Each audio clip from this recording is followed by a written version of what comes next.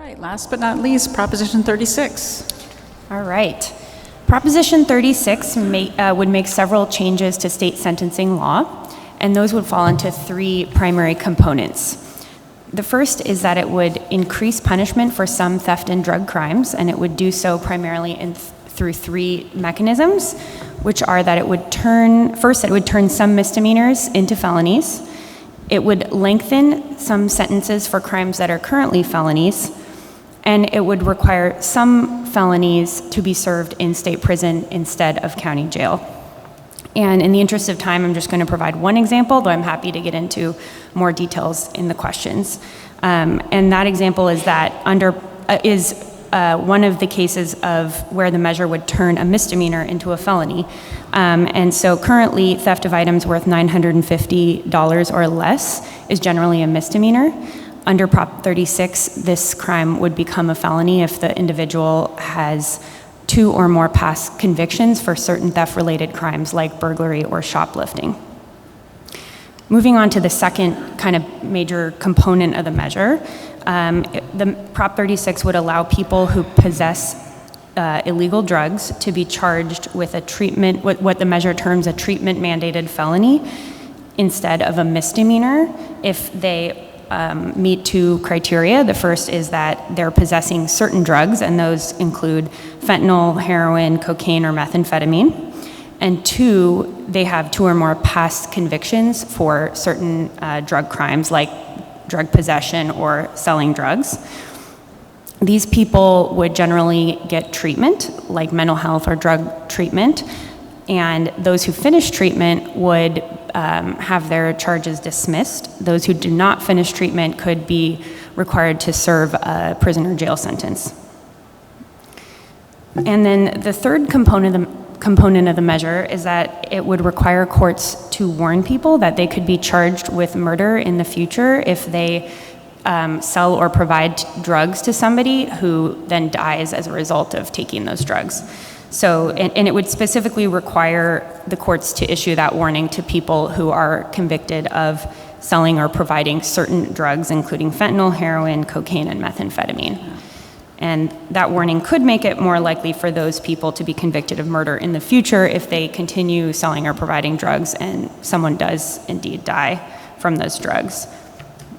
In terms of the fiscal impact of the measure, we estimate that it would increase state criminal justice costs, likely in the several tens of millions of dollars to the low hundreds of millions of dollars annually, primarily due to an increase in the state prison population. We estimate that it would increase local criminal justice costs in the tens of millions of dollars annually, primarily due to the cost of providing the treatment related to the treatment-mandated felony that I spoke about, as well as a net increase in the county jail and community supervision population. And the final fiscal effect is a bit complicated, but at a high level, it would the measure would reduce the amount that the state is required to spend under requirements in existing law on certain programs that are generally related to treatment and recidivism reduction, truancy prevention, and victim services. It would reduce that required spending amount by, we estimate, in the low tens of millions, and it's currently at around $95 million a year. Thank you. All right, this was put on the ballot by signatures, and the endorsements are, Walmart, Target, Home Depot, organizations that suffer from shoplifting, basically. District Attorneys Association, Correctional Peace Officers, the Republican Party, the Howard Jarvis Taxpayer Association, and the California Chamber of Commerce. And then in opposition, we have the governor, several leaders of the state legislature, the Alliance for Safety and Justice, ACLU of Northern California, the Democratic Party, the League of Women Voters of California, and the Council on American Islamic Relations of California.